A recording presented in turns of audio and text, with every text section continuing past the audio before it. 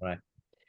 So why don't we start with approving the October minutes? They were sent, I think, over a week ago. Over the, you know.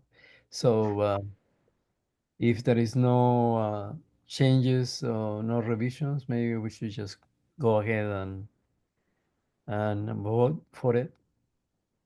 I will move them in, and I want to just say I'm really picky about spelling and grammar and things like that. And I after I read the minutes, I said to my husband, I said, "Wow, even I can't find anything wrong with these minutes." Well, that's good. So Well, that should get back to Lauren. Yeah. kudos to Lauren. Thank you, Lauren. Great job. Great job. Okay. Well, Need a second? Yes, please. Second. All right. Thank you. Like, so all voting for approving the minutes, please say aye or raise your hand. I All right, good. Thank you. And anybody abstaining? Anybody? Or somebody?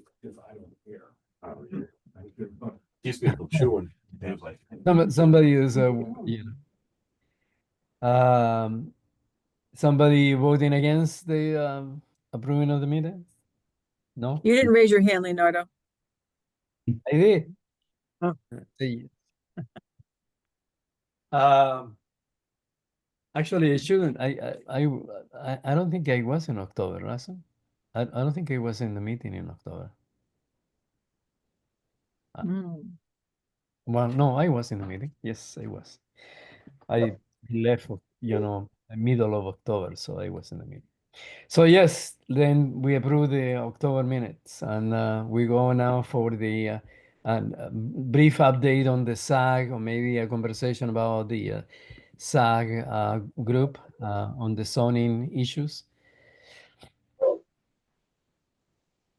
Is Jack there? Yeah, I'm here. Actually, I think it'd be better if Ray and or Gina did this report. I didn't think we were meeting today, so I haven't. I can contribute a few rough thoughts, but Yeah. in terms of where we are technically and as we enter phase 2 of the ZAG, would one of you two step in, please? Yeah, so the status of the current ZAG committee meetings is that NAN's red line of the zoning code reflects all of this phase 1 changes that are being proposed. So it's quite an extensive document. So it really behooves the ZAG to devote some hours to this one and plow through so they can discuss any potential changes they want to see at the next ZAG meeting, which is Thursday night. this Thursday night. Yeah. So I think that'll occupy the entire meeting. Okay. And I think there is some discussion that I heard back and forth with Nan that some were concerned that she actually went and proposed some significant changes to the conservation subdivision law. And some were thinking that that was not part of phase 1 scope. So that's going to be another discussion item on Thursday night as to whether we want to go ahead with her markup of the conservation subdivision law or kind of save that as a phase 2 product that's now already underway. So if they're able to come to agreement on that, the red line of the zoning rewrite as proposed by Nan, they could move on Thursday night to discussion of phase 2, because that's the next work product for the ZAG, is to put together a phase 2 scope of what to grab in the second year of this project to work on. Gina has drafted an initial document kind of going back to the original NAN's audit and saying, okay, we've accomplished all this in phase 1. Here's the remainder list. So the ZAG can simply go through that list and pick out okay, of the remainder, here's the portions that we want to work on for phase two. And then once that's decided, the phase three is all that's left. Okay. So that's where ZAG is at. As I say, I think it'll probably consume the entire meeting Thursday night, just going through the existing red line of our zoning code. A lot I'm of not as, my question, since I'm in the village and I'm in the town, so I'm curious, but I haven't followed it closely. So I guess my question is, what is the major things that are changing or they're going to be doing? Well, there's significant work in the definitions section. That was one of the major pieces of phase one, is to rework our definitions to, get rid of known errors, to get consistency in there, to expand those sections that were under stated. So that's a big piece of it. Also, two subject matter parts of this phase one were dealing with data centers and dealing with battery storage. So those two pieces are also in there, although the data the data center has been pulled out and advanced to the town board because we have a strict deadline on that. The 18-month moratorium is set to expire February 3rd. So we either have to get a new set of regs on the books for data centers or extend the moratorium. I think hopefully we're close enough on the data center piece then that will be advanced in time to meet the moratorium deadline. There's going to be a draft data center law introduced to the town board on November 20th. They'll set a hearing for December 18th and possible decision on December 18th. If they don't deal with it the night of the hearing, they could do it at the January town board meeting, because that would still be before the end of the expiration of the moratorium. What I saw was that you're limiting the data to a fairly small size. Yep. It would allow two potential facilities up to 5,000 square foot each, potentially allowing 1 megawatt of power draw from each. So that was viewed as the way to get some allowance for entrepreneurs or small users of data centers, but not to allow anything like what other towns are seeing with large data center projects. That's lots of sound and upping your rates because they're taking so much meg of electricity, so they have to increase the rates to provide them with electricity out of it. So, and the bigger cities like in Virginia and places like that. So that's why the Yeah. 1 megawatt limitation that they're proposing it's very small. It's about, what a house draws. So they're not going to be able to make any kind of mega center from that angle and from square footage That's good. if this proposal goes through. Well, I hope it does. Thank I have you. a couple of questions. Yep. One is a couple about the process. So if the ZAG agrees on Thursday with everything or makes changes, would they possibly adopt that and send it to the town board? What's the process? They could simply advance it that night. Yes, if there was a quorum of the planning board present. Yeah, that is one potential process. If they're comfortable enough with it to advance it all on that same evening, they could do that. I would suspect that they might want to have one more, if depending on how much attendance from the planning board, because that's the body that's approving and that's the body that's been asked to do this process. I could imagine if there was only half the planning board there, they might wait until the next regular planning board meeting to then advance it to the town board. Have they had trouble making quorum of the planning board on the ZAG meetings? At times, yeah, there's been, just barely a quorum. Sometimes there's just 4 of the 7 members there. Okay. And so so let's say they approve it, then it goes to the town board, Mhm. which then would approve it, change it, approve it, and go to a public hearing. That's kind of Yep. big outlines. Okay. Yep. Is, And if it's anything like this data center law, there was an advanced draft that was what the planning board passed to give to the town boards. The town board saw that draft in October. There, it went to Nate to put into the format of a local law, and that's what'll be introduced in November, set a hearing for December. So it's still, I'd say 2 or 3 town board meetings. It'll be on the agenda. okay, so, This is- if, so is the draft that they're working on from Nan, is that public? Is that shareable? I know it's been sent out to the ZAG with Tony's email of the agenda. I honestly am not sure what got on the web. I mean, sometimes we put the document and the agenda on the web. I'm not sure if it's there. Mm-hmm. Gina, do you know if it's on our website? I don't, but I'll check. Thank you. And Chuck, you had a lot of comments on the data center issue. You weren't here last meeting when it was Tony, right? Yep. Tony Salerno gave quite a bit of background. I saw a few emails back and forth. Do you have any further issues about where the direction they're going with data centers? Well, I had the last SAG meeting I attended, which was 2 meetings ago.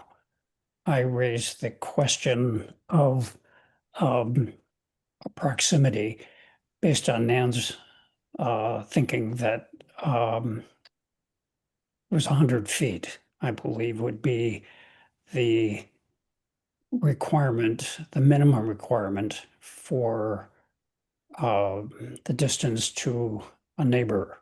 And I think that could be a commercial business or a residence. And I had questioned that based on a lot of literature that is accessible online. And I wrote Nan asking her what was the basis of that quite conservative distance allowance. To my knowledge, I haven't heard back from her, but my email has been really gummed up, so that may account for that.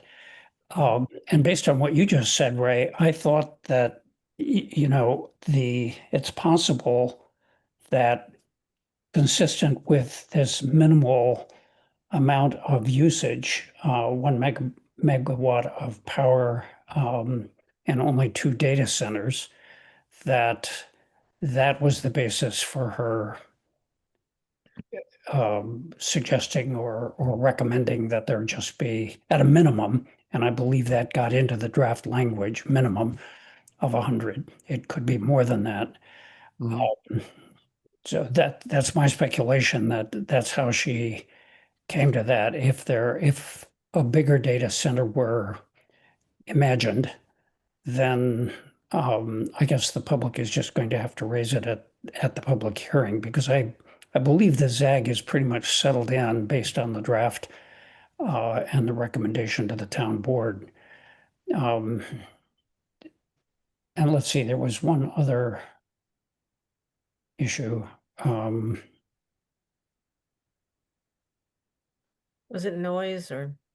Oh, no, it had to do with the issue, which I think is quite relevant to our housing committee, and that is that these data centers will be in the light industrial zone, which is, I believe, more or less coterminous with the 2 zones that we've been looking at for multifamily and other developments. So we've got 2 things going on, which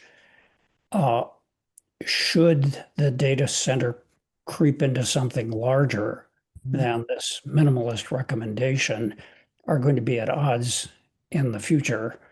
And personally, I'm skeptical that the data center will remain at the very small level, even if a recommendation in our zoning ordinance or a requirement is passed and the moratorium ends, I'm skeptical that it'll stay there.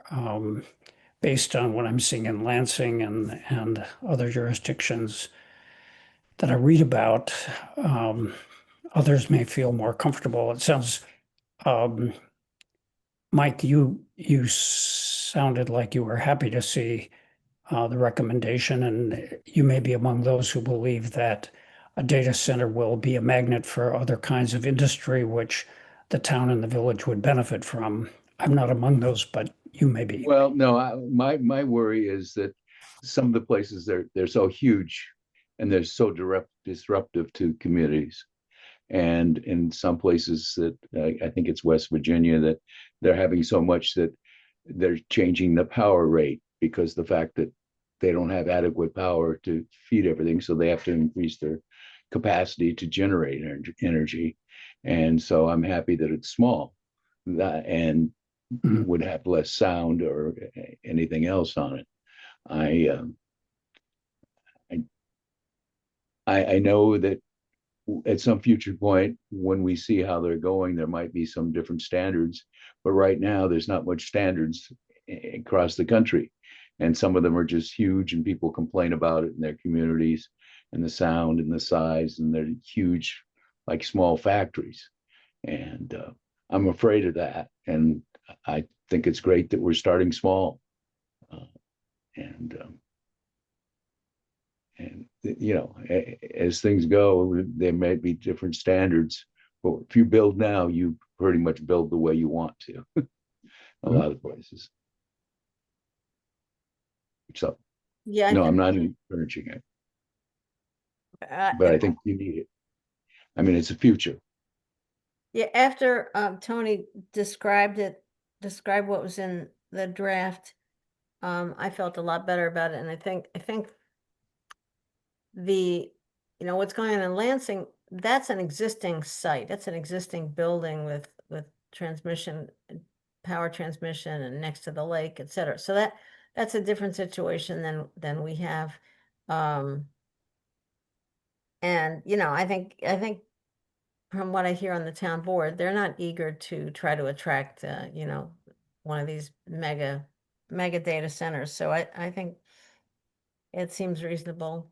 But I think it is certainly important that the public kind of follows this. So speaking of the public, shouldn't Nan's document be available for the public to see? I mean, is that, when I was on the county legislature meeting, Yep. all meeting materials were available to the public. Yep. So I think typically Cassie puts the agenda and any documents up there with each meeting announcement. And she may have, and if not, I'll flash an email to request her to do that. Regardless of whether that happens, I'll email the documents to this committee as soon as we get off the air. Thank you very much. Thank you. I would like to have a look at it. I appreciate that a lot of it is kind of not relevant to our core issues, but we spent a lot of time on it back in January and February. Thank you. Anything else on the zoning issues, zoning rewrite?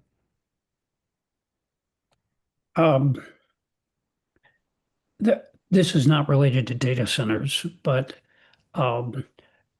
Ray and Gina, if you can help me with this one, I'd be grateful.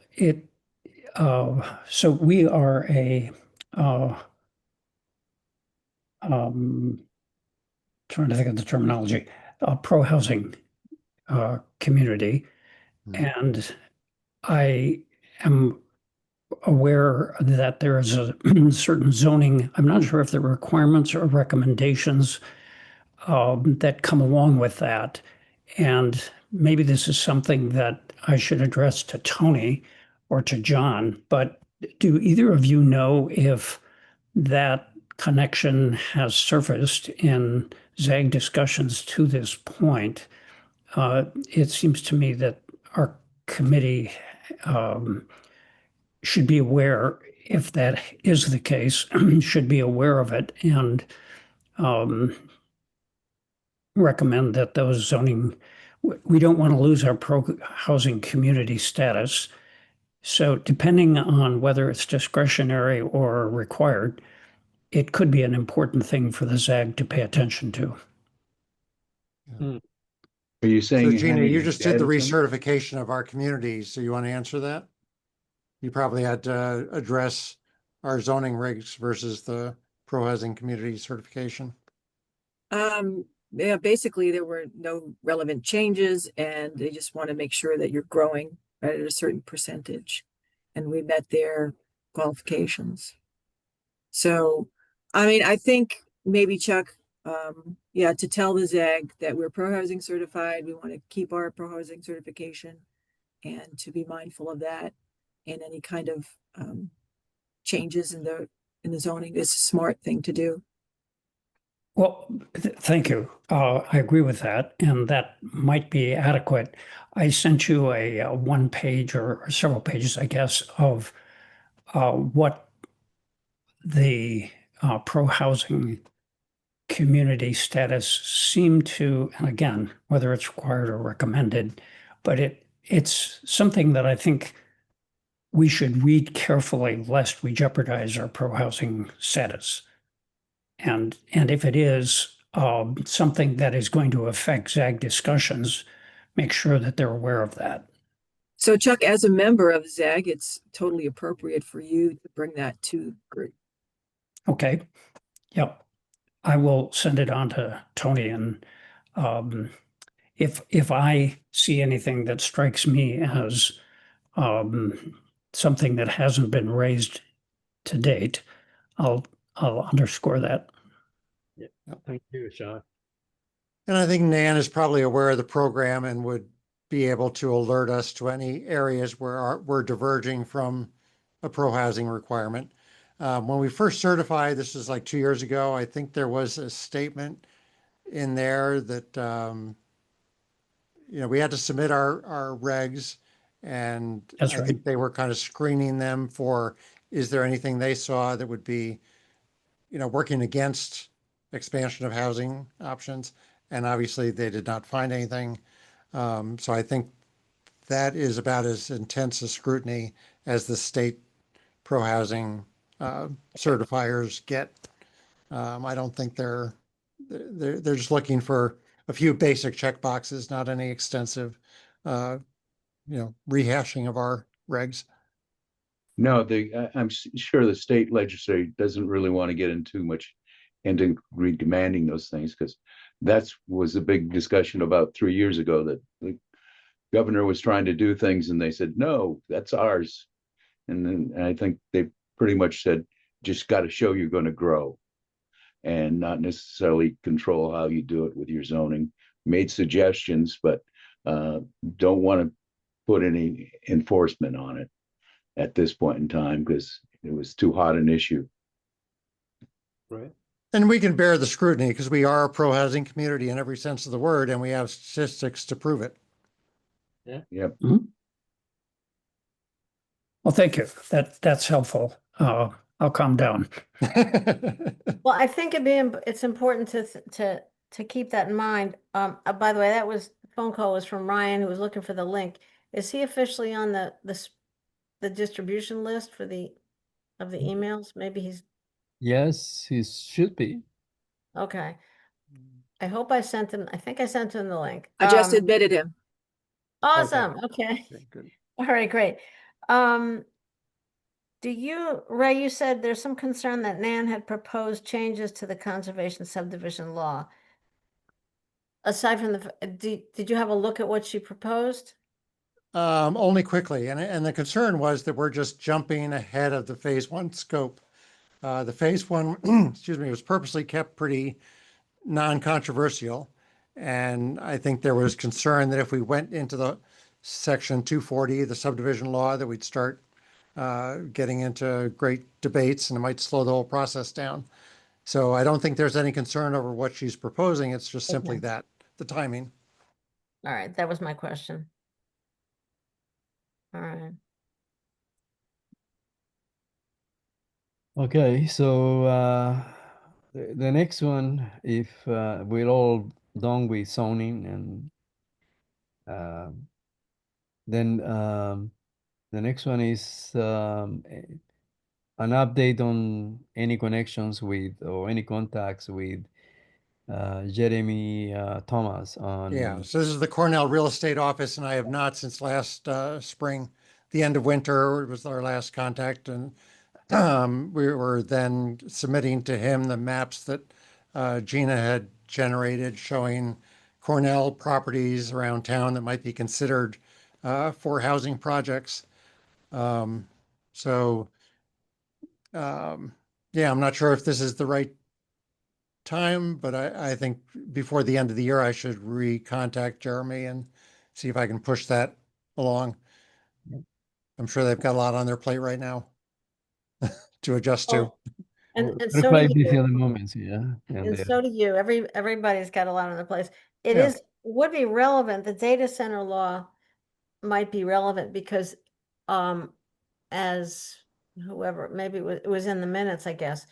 The other light industrial zone is adjacent to Hanshaw Road or off of Mhm. Hanshaw Road. Yep. And that's where they're looking. They're like right across the road from. Mhm. So they should be, should maybe be aware of this. Yeah.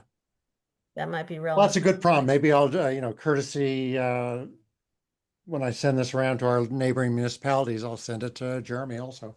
Mm-hmm. Good. Thank you. Great, thanks. The next one is anything new, an update on the HASIG RFP? We did Um, put it out. Go ahead. Yeah. No, go ahead. Yeah. No, I was just gonna say, we did put it out to different consultants that we knew of. And Ray just heard back, right, Ray, from one consultant just with questions. So we don't have any applications yet, but it Okay. is definitely out there ready for people to submit their applications. Can you And mind I us, think do you have a that had a deadline? December 4th deadline, I believe. Okay. Okay, good. Well, it's good to get questions. That means somebody read it. Yep, they're looking. I think it's a good time of year to have something like this out there. It's everybody's kind of calmed down with their summer construction projects, and they can start thinking about next year's agenda, work Alright, agenda. okay. Did- Great. Ginny, did you say that the deadline was December 4th? Yeah.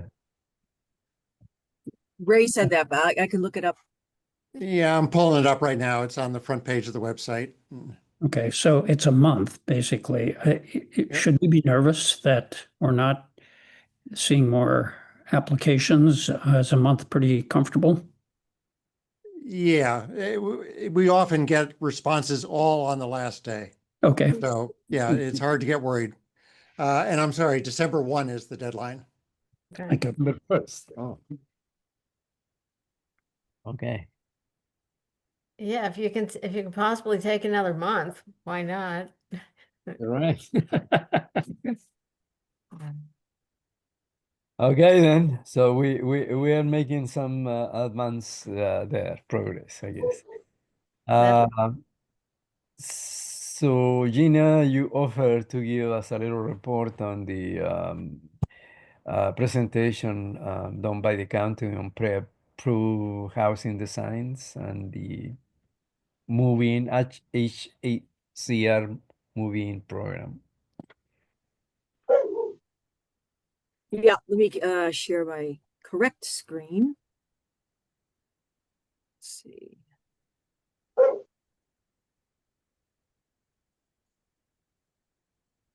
Okay. So David West, who's a new housing person with the county, is working very diligently to get opportunities for increasing affordable housing in the county municipalities.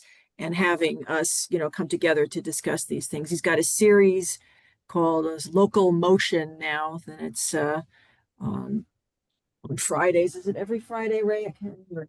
But it's I on believe certain so. Fridays. Yep. Yeah, every Friday has a different topic related to housing and other things that would be of interest, broad interest to different municipalities. So this day, October 10th, there was a presentation by a group called Strong Towns. We watched it and then we did a little discussion on it. And it was about pre-approved housing plans. And it's working very well in communities of varying sizes. If you look on the second page here, you can see that the closest to our population would be the Groveland, Florida, but it's working there, all the way up to Seattle. So there, the municipality picks out a certain number of pre-approved type of housing that would be appropriate for our needs, and there's an expedited process for moving this through to get to the build. It would we could choose up to 9, and then the builder coming in would pay for the plan, and that would have built-in approvals for like permits and such. It reduces development time, expedites the building. It's adaptable, but they did say no customization. You cannot have these pre-approved designs and have customization. Once a person buys it, they can do that after the fact. But that would slow things down and kind of defeat the whole purpose of having pre-approved types. They say that, you need to know your market. What is your aesthetic? They said, well, one of the I think it was Fayetteville, like, what is their aesthetic? It was cutesy. They wanted their housing to be cutesy. And so they picked out some designs that seemed that would be appropriate for that aesthetic. So we would look at the various designs available and say, what would appeal to Peaceable and Dryden, be realistic, know the market, have an implementation plan, and then you can maintain it. Are those images they're supposed to be of different size, different kind of buildings? Yes. Could you zoom in on that? It's really hard to see what that looks like. These are the ones from South Bend, Indiana. Okay, so Can I ask a those question? those They- are all you have the multifamily, plans. right? Just Do second they line. pay for it, the builder? Does he have to pay a fee so that the cost of designing the 8 or 10 to choose from is somewhat paid back by the developer comes and says, I want that one, and you got to pay $2,000 for the plans or something, or what? My Yes. question. That's correct. So these are all multifamily units. Well, I guess this is, South Bend, I guess, is more a city type environment. Mhm. But that's just what they have chosen. Mhm. We don't have to choose the Okay. same things that they have. They did suggest that to start this, because to test it out, you start with partnering with a nonprofit because they have less to lose than just starting with a developer. And I should say that at this meeting took place in Ithaca, there were 2 realtors there was a realtor and I think there was a developer there, or 2 realtors who were very interested in this kind of thing. Let's see, what else? So it would require a change in the staff role, and that makes sense that if you're changing the duties and the scope of people's jobs, you would have one person who is actually the development administrator who would be in charge of both the planning and building divisions for each project. And so their point was that the administrator drives the process and not the consultant, because currently you have the contractor comes in and tells you what they want to do. But here you would have, these are the choices that you can make. So basically that was it. We didn't have a very long discussion, but I thought it was very interesting. And I think we had mentioned pre-approved housing designs before, and there's some reluctance about it to actually create the prototypes That would be a cost to the community. And as Mike just said, when people are purchasing the plans, that would go back into, paying for having had the plans drawn up for the pre-approved types. So where we had talked earlier as if we weren't thinking about somebody out there having developed plans, we were thinking, oh, the town would have to sort of be responsible, either hire a consultant or on staff do plans that then, so we would be absorbing that design cost. You're saying now this company called Strong Towns, is that what you said? Well, finish your sentence. And this company has developed the plans, and they have like construction documents, right? That's available to the builder. My thought of this is Strong Towns is an advocacy organization, and they are presenting different ideas for increasing resiliency and affordable housing in communities. So it's more they're coming up with the ideas. They are not architects or designers, and I don't think they sell the plans. But I mean, we could contact them hypothetically and ask if another municipality would be willing to share their plans with us. We could, any of these communities that are already using them, we might be able to work with them. I don't know. This is just speculation, total speculation. Gina, did you attend the meeting yourself? Yes. And were the communities over on the right the only communities that are doing this, or just a sample?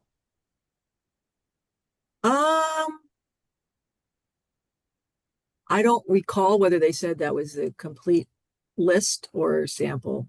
I'm asking because in a semi-rural town such as ours, I'm very pleased to see the multifamily variety and selection to pick from, and it immediately occurs to me: would we be in a position to have a consultant, whether we teamed up with other jurisdictions or on our own, to develop a menu of multifamily units for our town, and then go through this process, but on a much smaller scale, I would imagine, than the communities shown on the right, with the exception of Groveland, Florida. They're all pretty big. Well, that's an open question. That's not really for me to answer. I And did David suggest for the county that they were thinking of trying to scale it to Tompkins County and to the jurisdictions within? Well, I would think, and I think I'd mentioned this to you, that if the county is in favor of doing this, then they would actually provide us some kind of material support for it. A second question: are these designs roughly equivalent to by right zoning? In other words, if these were developed and if the town or the planning board bought it, is it synonymous with pre-approving housing to say that it by right it goes ahead without a discretionary permitting process? I mean, I think that's one of the selling points of it, right? That it sort of, as long as the zoning was correct for that type of housing, the building inspectors wouldn't have to approve of everything, because as long as the plans were followed, it would be permitted by right. Okay. This is really interesting. I'm really glad to hear David is taking this kind of proactive approach. That's awesome. Were these the only designs? Then you said this is what one. No, I just grabbed this. Okay. Yeah. So I don't. I guess you could contact. So we like had Fayetteville or somewhere and ask them if they would talk to us about what they've done and how they've done it, what their designs are. It, they implied that each one of those community had their own set, and that this is just a set from some community. Yeah. that- Correct. So I remember that having this conversation a long time ago in our committee when Jim was still the chair of this committee, and so one of the things that kind of it was a concern then is the upfront cost of doing this work, and for in a particular communities. So is the county actually looking into it very seriously and trying to come up with something like this? I think they're trying to gauge interest, and if there was perhaps enough interest, we might get some support from the county. I mean, if we went back to David and said, hey, the town board is interested in this, how do we move forward on it? Just get the county's take on, well, how are you, since this was be a benefit to the entire county, how can you help make this happen for us? I'd like to see some early involvement with the developers, the building community, to see if they would have an interest in using this. A couple of thoughts I have is, there may be, like maybe within the city of Ithaca, a backlog in plan review and getting building permits approved. That would be an incentive to go to this. I don't think we have that in Dryden. I think we're pretty prompt in getting our plan sets approved. So I don't know that that's an incentive. I also see a general trend, and I'd like to support the trend towards manufactured housing, because I think there's great efficiency there. And that's why I think the feedback from the builders is important, because maybe they're seeing that also. And they're not really interested in going in even with a pre-approved plan set and doing stick built anymore. Maybe they want to do more of the manufactured housing. That's a And for very good those that are still going segue. to do, what's that? I said that's a very good segue to the next part, but let's answer all the questions first. Okay. Yeah, I'm thinking, those who are still going to go to the extra expense of a stick built maybe are not the ones that are going to want to do the cookie cutter plan sets. So I see this as a, maybe not applicable to our municipality, and maybe too late in time to be coming to the, I think we have better solutions in manufactured housing to those that want efficiency and are willing to go with cookie cutter.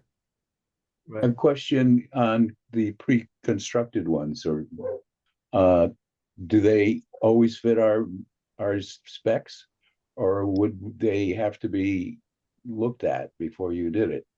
Because I think consultants is much more, because if you're stick building, that's more expensive, and your person's going to be buying it is probably going to be more particular, because he has to pay the big bucks. Whereas the modulars aren't free, but they are more expensive. Yeah, the next little presentation I was going to give you was on modular.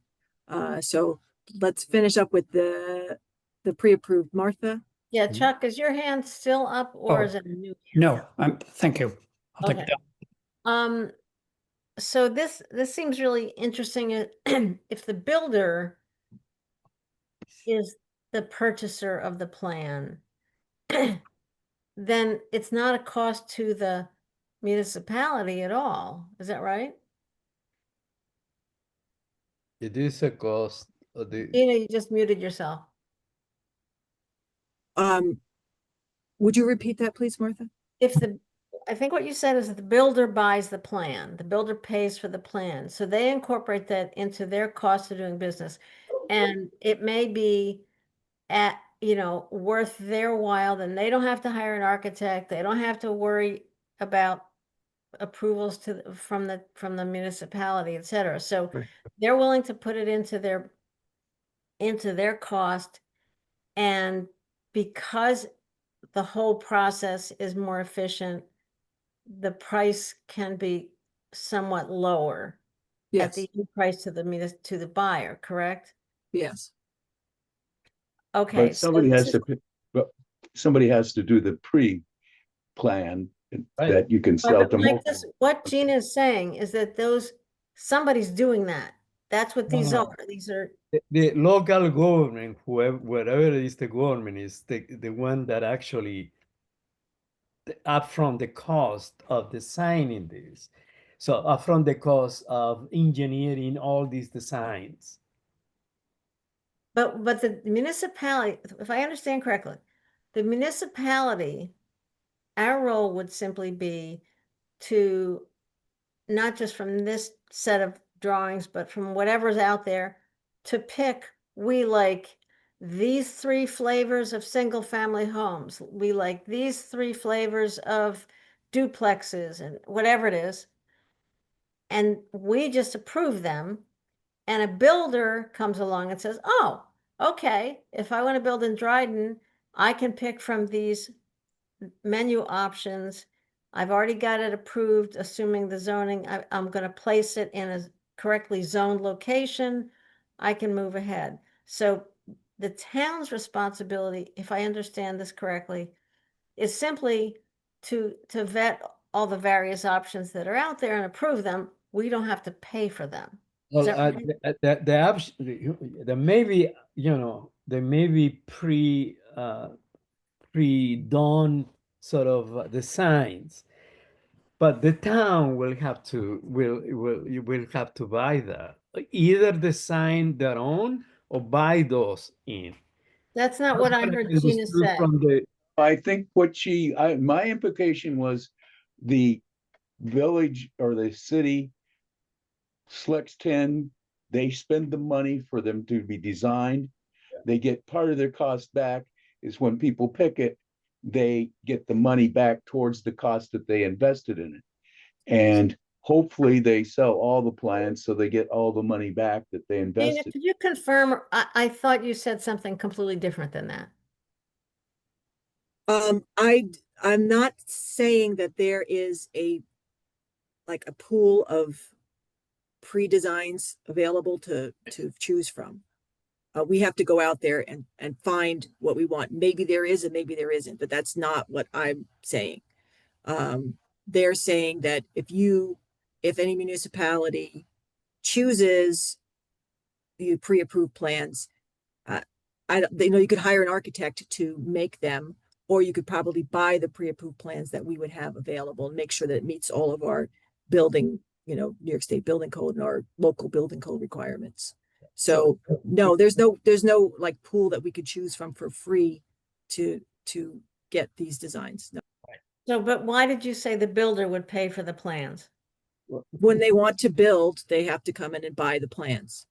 and that buying into a plan will come with all the permits and stuff like that. So Okay, so we either buy from a menu that's out there or hire somebody to create plans. We own those plans that are pre-approved by the town of Dryden. A builder comes along and says, I want to do this. So the builder then has to pay the town for the right to do that. And therefore, over time, presumably, the upfront cost of developing that menu is going to get paid back by builders. hopefully, That's our assumption. That's the hope. Okay, thanks. Got it. So we go to the modular and they probably are willing to pre-design them. So maybe we go to the modular section. yeah.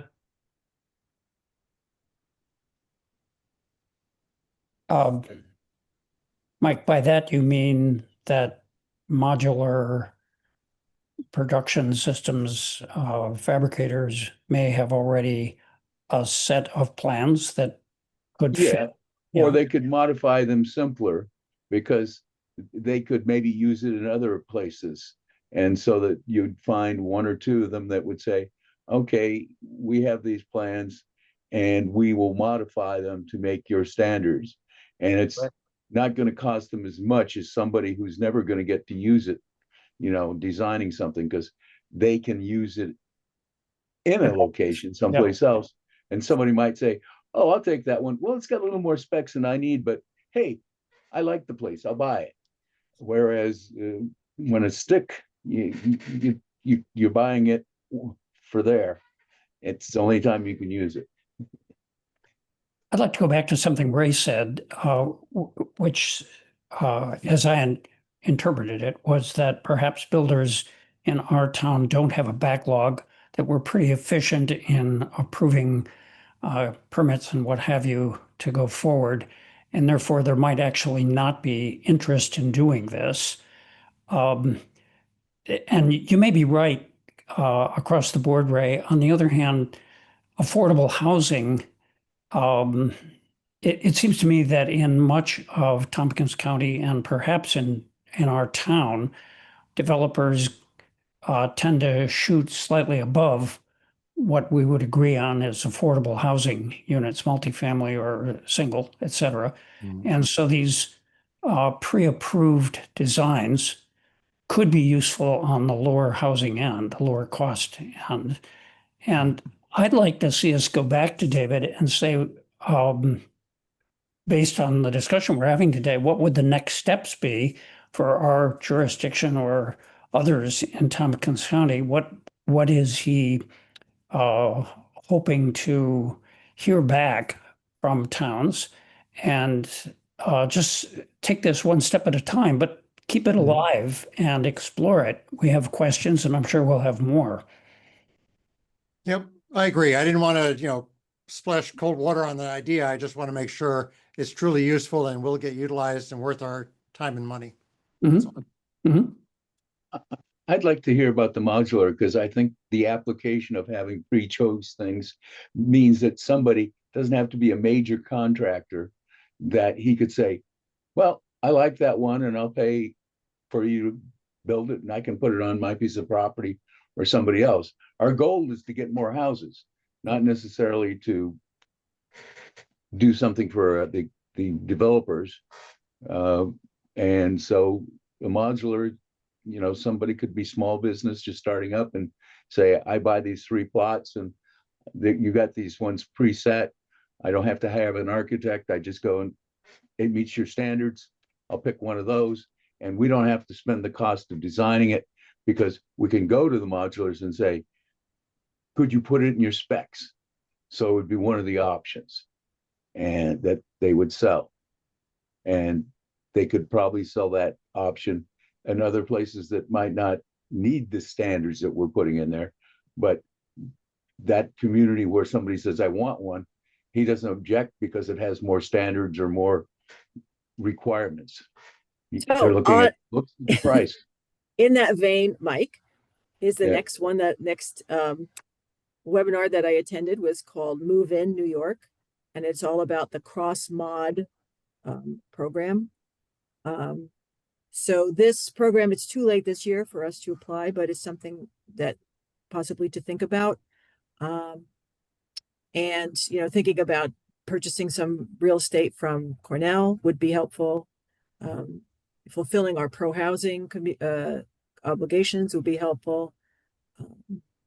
And, not requiring, like you said, the site-built, the stick-built homes. So this cross-mod program was tried out in 3 places in the past year. One of them was Syracuse, and it was pretty successful. So it is an ongoing program. So this year it closes on January 30th of next year. It's expected to be continuing. Municipalities, land banks, and not-for-profits are eligible. And so the community would get interest-free, non-amortizing, partially forgivable loans to site and sell at least 10 cross-mod homes.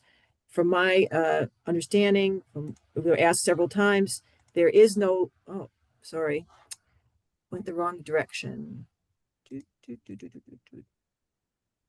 Go back. Oh, sorry. Okay. Can you see the first page again? Yes. All right. So,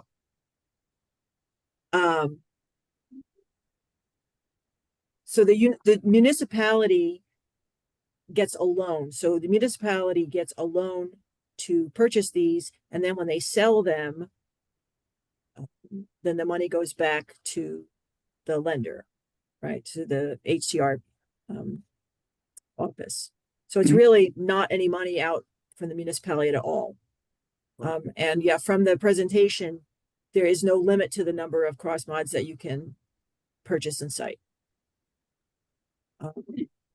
They have a list of pre-qualified producers in and close to New York State. You can have a mini bidding process where you say, we want these and who can provide them. But it has to be among the list of the cross mod producers. HCR will help with the marketing plan. The successful pilot this year was in Syracuse, Schenectady, and Newcomb. The next round will fund homes in 15 communities. And again, it has to be a minimum of 10 homes, but no maximum. This is a sample. You can see of the inside of what one of them looks like. Very, very nice, I think. Factory built single family residences, average 3-bedroom, 2-bath, 1,500 square feet. They have a range of sizes and designs, again, limited to no customization. Can be purchased, manufactured, installed in less than 6 months and cost about half the half the price of a site-built home.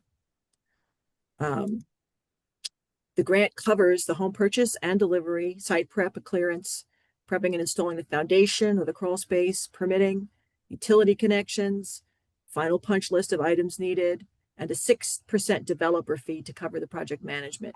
So the municipality doesn't have to worry about being the project manager. We can hire somebody to do that with these funds. Municipalities' obligations are to provide the building sites, and they must be ready within 5 months of the award. We have to have a resolution from the town board supporting the application. We have to provide evidence the unit is reviewed, the manufactured HUD code, as described in the New York State Building Code, and a Fannie Freddie Mae design guidelines. Provide evidence that the community's researched and considered the architectural style of cross mods and have deemed them aesthetically appropriate for the selected sites. We need to provide an initial market study or analysis supporting market demand for the number of home ownership units being proposed. Confirm that we'll engage in the mini bid. I said that already. Identify a process and name any partners that we'd involve. We must make sure that our code does not require any other special permitting, like special use permit, so that the process can move through, seamlessly. The sites must accommodate the tractor trailers to deliver the pre-mod, and somebody in the community needs to take a retailer license exam class in order to be qualified to sell these in New York State. Homeowners obligation, there's a 10-year restricted covenant on resale, so people don't buy them up and sell them again at a huge profit. Eligibility is 70% to 130% of AMI. They're shooting for 100% average. And there is a subsidy available if there are any income gaps, to low-income buyers in attaining one of these houses. And the scoring is based on need and impact, local support, readiness, and capacity to implement. So I thought this was really exciting because this does not cost us money out of pocket. There's no limit to the number that we can put on around town. There is choice. And as Mike said, the pre-mod, it's all done in the factory and delivered to the site. So. Boy, I agree, Gina.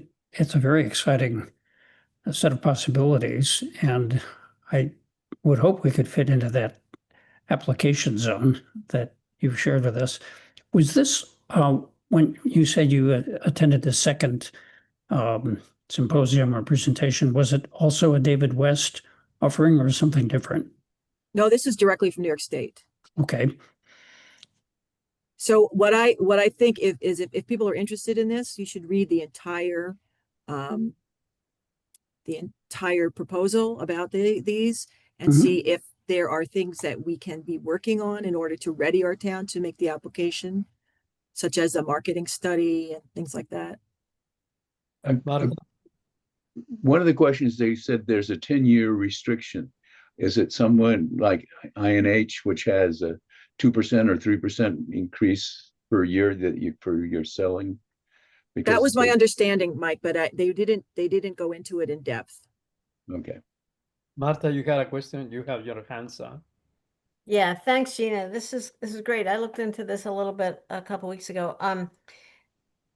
For me, I think the hiccup for us is we don't have a land bank. Yep. We don't own land that's available, that's ready to go. We don't have any site control. I mean, that's kind of the problem, right? I mean, Yes. Yep. so that's going to take, we can do a market study, I'm sure, but if we don't have a site and it sounds like you can do multiple, like if you put 3 here and 10 there, you can spread them out, but we don't have that, right? Right. And I was thinking this feeds into, like, we're talking about acquiring land from Cornell for a building. And yeah, the possibility of a land bank is a good one too. I mean, maybe that's something that can be administered by the county. I don't know. But you're right. We do need to have some way that the town has available land to do it. When you A say question acquire there. land when you say acquire land from Cornell, could we apply with Cornell as the landowner? That's my question too. Could some other person that owns the land be the location where we're going to put them, but the town would be going for it and managing it to the point of getting it on the property? That's an interesting question. My understanding, and I don't know that I put it in my notes, so I'm not sure. My understanding that we had to own the land. We have to own the land. Or, Well, you know, I mean, something that Cornell could do too, if they're. Yeah, you say nonprofit. Cornell's a nonprofit. Yeah, yeah. INHS also, you know. Yeah. Right, but INHS doesn't own. I mean, they may have, they have their housing land trust. They have property that they own that they already have plans for. Cornell has that land out on Henshaw and lots of other land that maybe they don't want to sort of bother to do the work to develop the land, but maybe they would be a willing partner with us. And it may be a wrinkle because on their own land bank properties, on their when they have a number of properties where there's housing and somebody can buy the house, but that person doesn't own the land under the house. Mm-hmm.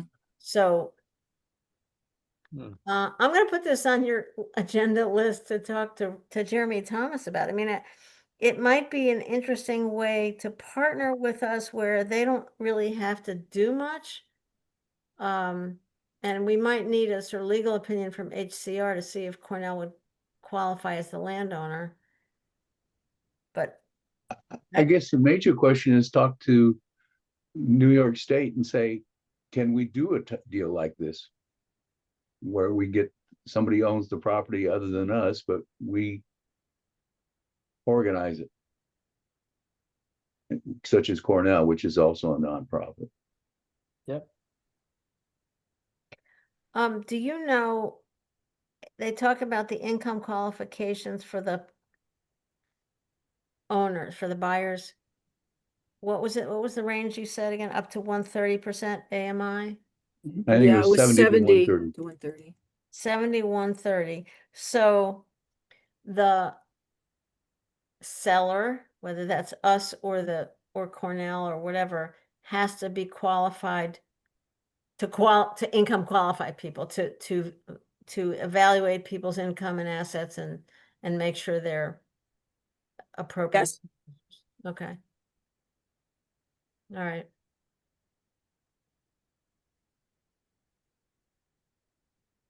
I think that's why they have the 8% that to pay for the cost of doing that type of things, organizing it and locating it and checking it out and advertising it. And The Oh, developer it's fee? 6%. I'm sorry.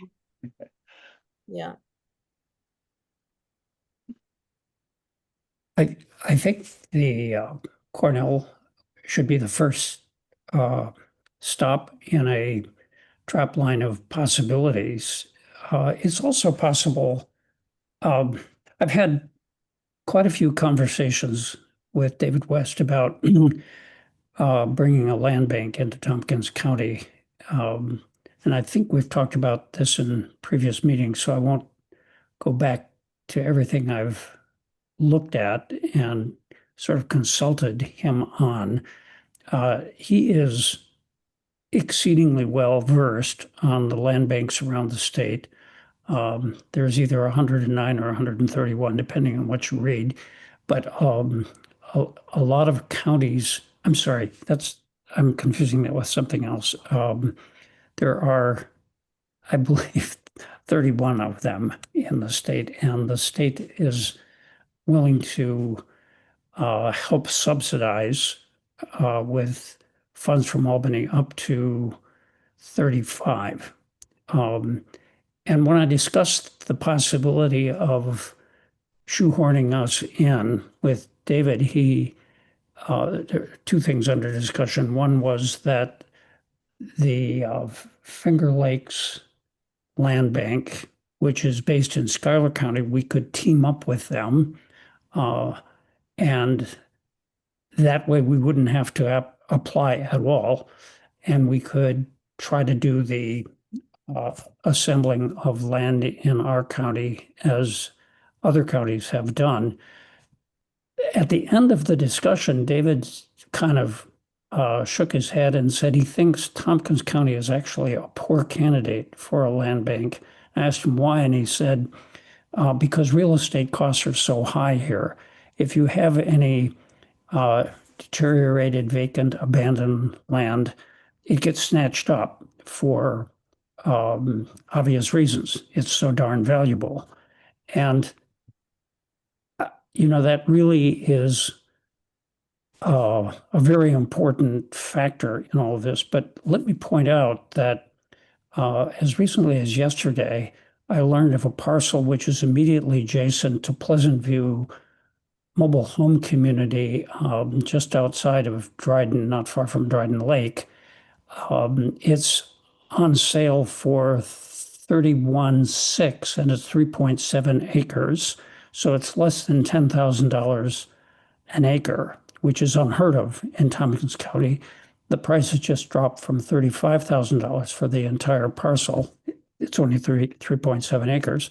But if those are modular homes or manufactured homes, it's not unusual for those to be on something substantially less than a full acre. So going back to our previous discussion, you could easily fit 5 or 10 units on that land. It's adjacent to Virgil Creek, so and it doesn't have sewer and water. I think floodplain insurance would substantially add to the cost. That may be why it's not been scooped up by somebody. But my point is that there are occasionally parcels that are a little bit under the radar to think about. But I think Cornell really is our first stop and some kind of a partnership with them, especially if they don't have to deal with the cost of improvements or sewer and water, or share those, is what we need to explore. So Gina, you kept this list up. So utility connections, is this saying that it says the grant covers utility connections or that a site has to have those already? The site does not have to already have them. They Okay. will cover, this is a list of things that you can use the grant for. Got it. And remind me how much is available? They want to do 15 communities. They didn't say there's no limit on the amount of houses. So therefore they're not limiting the amount of grant funds. I guess you just have to prove that you are ready, willing, and able to do it with Do you whatever. know how much would be available per unit? Is there any idea? of that? Um, I think it's still Trying to- experimental and they're just kind of seeing what they can do because the governor is pushing for housing.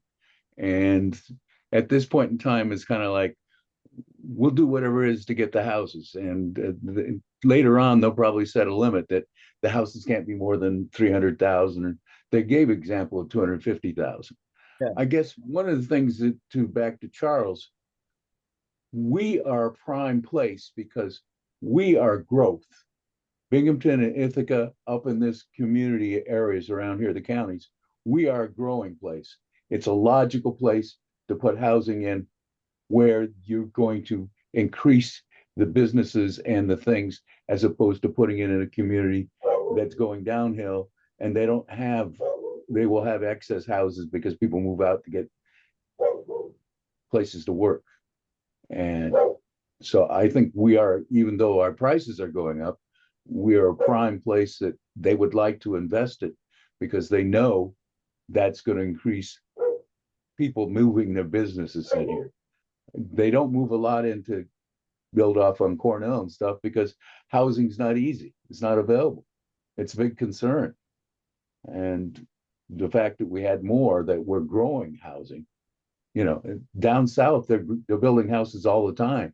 So you decide to put a factory and you know that there's going to be places for people to live.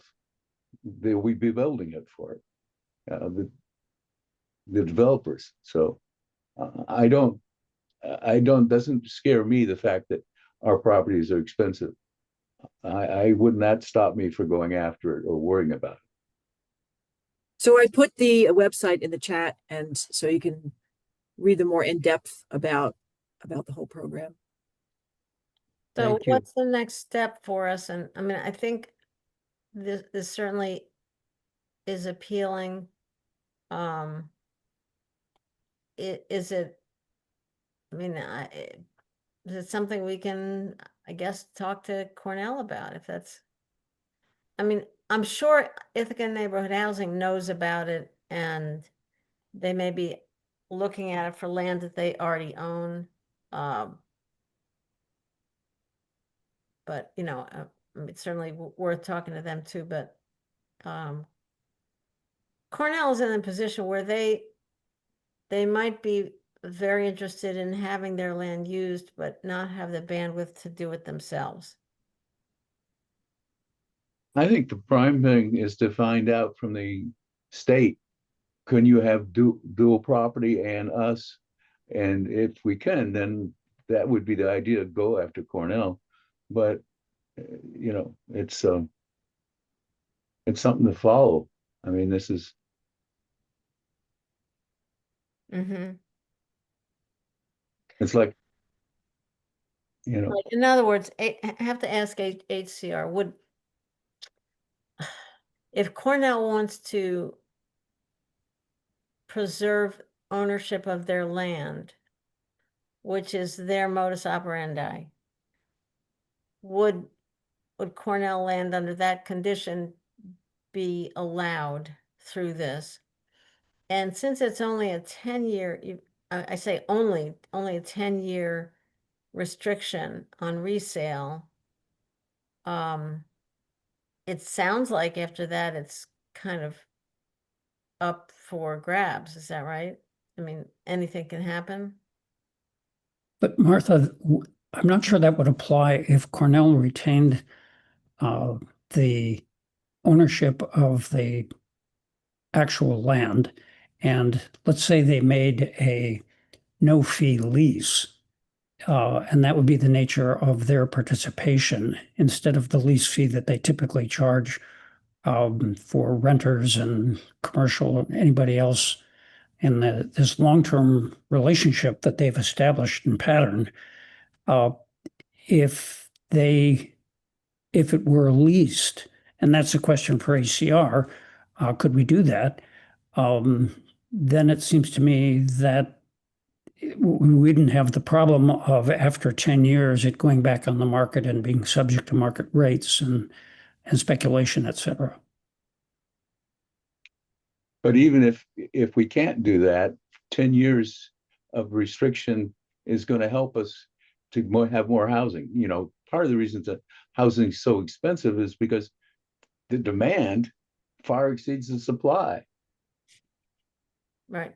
And Like you're saying that if we get into this program with Cornell, then even after the 10 years, because they hold the land and the land value, those homes would remain more affordable than lands on homes on other properties. Is that what you're saying? If we, yeah, I'm just thinking comparing this special lease arrangement, which Cornell is very practiced at and experienced at over a long period of time, and a lot of real estate, that their concession and partnership might be to lease the land for this kind of development, but not impose a fee. And so after 10 years, that whole process, the worry about it going back onto the market and becoming a market rate would, I think, not be there. Though Mike is making an interesting point, even a 10-year phase would be worth a lot in terms of getting housing starts. And the other who's thing to is say if that we Cornell couldn't- owns it, they could say, after that period expands, you're only going to be, we own the land, we're only selling the house, and we'll say, instead of a 2%, we'll let you have a 4% increase from then until forever. Because they could set the condition that goes past the 10 years. And this is not a one-shot deal, right? If you were to do it for more than 1 year, that every year you'd start the 10-year clock over for the new batch of houses. Interesting. Is there, Gina, did you get a sense that if two jurisdictions came together, like the town and the village, would that bode well for an application? I didn't get any of that sense, but what I'm thinking, Chuck, is that what we should do is have everybody read the prospectus, get a grip on what's possible and not from what they say. And then if everybody would like to compile a list of questions, then I can email them just our list. And maybe they'd like to meet with us if we had enough questions, or maybe they would just be able to just answer them through email. I think if they say that we could do it with somebody else, or we don't own the land, whether it's Cornell or somebody else, then I think we should have them come. I mean, we should read their stuff and have all the good questions, but they're running the program, they're trying to promote it, and we are a growing area. So you which think, is Mike, true. in before we ask them a bunch of questions, we just ask them what that one primary question is: can we have a partner? Right. Yeah, can we have a partner? Whether it be a private owner of the property or a nonprofit or Cornell, which would want to maintain the owner of the property. And then then we kind of know what the realm is, and then we can go through the details. I'm not saying not to, because I was interested when this was before. I read some of the stuff on it and I thought it was good. But those three things are the critical ones. If we can meet those three, one of them, then we should go for it. But if we can't do either of those three, the town or the village is not going to go out and buy 50 acres to put on 50 places or something, or 10. Mike, can you repeat your questions? There's three questions. One, can you have an agreement with a nonprofit that owns the land? And we be in the process. Two, can we do it with Cornell, who has a restriction on the property, can't be sold, but they would be willing to work with us, and they're a nonprofit. And the third one is, can we do it with the owner of the property so that he gets his price for the property and the guys own the house and they're restricted, these 10 houses on this piece of property that they bought, there's 10 years they can't go over a certain price increase. So those are the three things. If any of those three is possible, then I think it's definitely to pursue. But if we can't do that, the town can't afford to go out and buy, The third one was, you're saying, can we do it with a private owner? private owner of the property, and that would be agreeable price set up at the point where it started, what the land would sell for. Or Okay, maybe not even have that requirement, but they would probably want to know how much you could. But if we could get an agreement with a non-profit person that would be willing to sell his land to the housing development at the point the houses get built. It's like Paul Simonet. He's Right. putting in all the sewer and everything else, but he owns the property until he sells it. right. Okay, thank you, good. He Yeah, might Judy, even be interested. I wouldn't be a bit surprised. He's got about 40 acres.